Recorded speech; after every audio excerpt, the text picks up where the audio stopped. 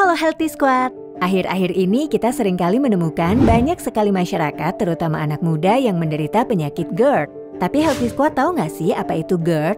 GERD adalah singkatan dari Gastroesophageal Reflux Disease.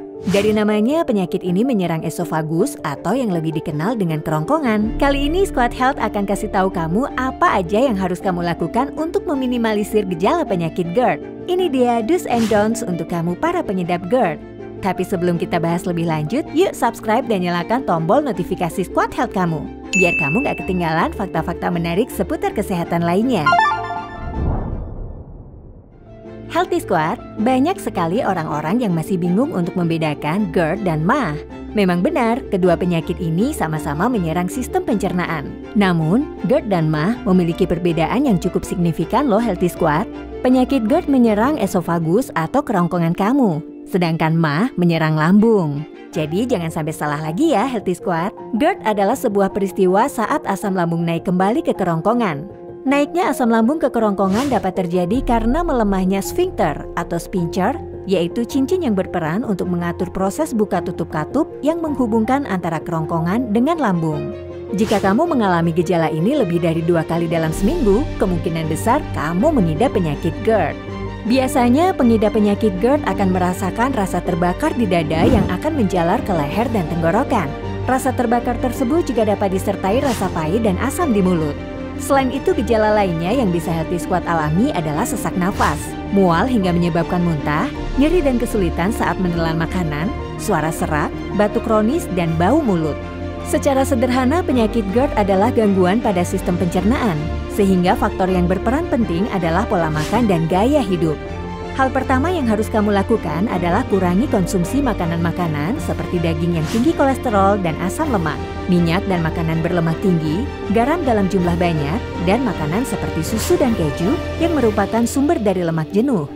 Selain makanan-makanan berlemak, kamu juga harus menghindari konsumsi berlebihan makanan dan minuman yang memicu iritasi pada sistem pencernaan, seperti jeruk, keripik pedas, alkohol, minuman berkarbonasi, dan makanan dengan rasa asam dan pedas yang sangat kuat lainnya.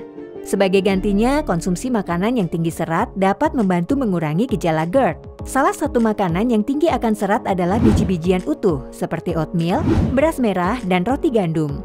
Nah, selain apa yang kalian makan, cara makan Healthy Squad pun berperan penting pada terjadinya GERD loh. Hal-hal yang terjadi secara tidak normal, tidak sesuai kebiasaan sistem pencernaan juga dapat menyebabkan GERD. Pola makan yang tidak teratur dapat memicu sistem pencernaan untuk bekerja secara tidak normal yang dapat memicu GERD. Maka dari itu, yuk atur pola makanmu Healthy Squad. Kalian bisa coba makan lebih sering dengan jumlah yang sedikit. Makan yang terlalu banyak pada satu waktu dapat memicu produksi asam lambung secara berlebihan, karena asam lambung membantu mencerna makanan. Selain itu, makan secara terburu-buru pun dapat mempersulit sistem pencernaan untuk berfungsi dengan baik. Maka lebih baik kunyah makanan secara perlahan dan dalam kurun waktu yang cukup, atau ambil gigitan yang lebih kecil untuk mengatasi hal ini. Hindari langsung tidur setelah makan. Secara logika, sistem pencernaan pun mengikuti gaya gravitasi ya. Jika Healthy Squad langsung tidur atau terlentang setelah makan, kemungkinan besar makanan yang sedang dicerna di lambung akan kembali ke kerongkongan. Solusi terbaik adalah tidur 2-3 jam setelah makan.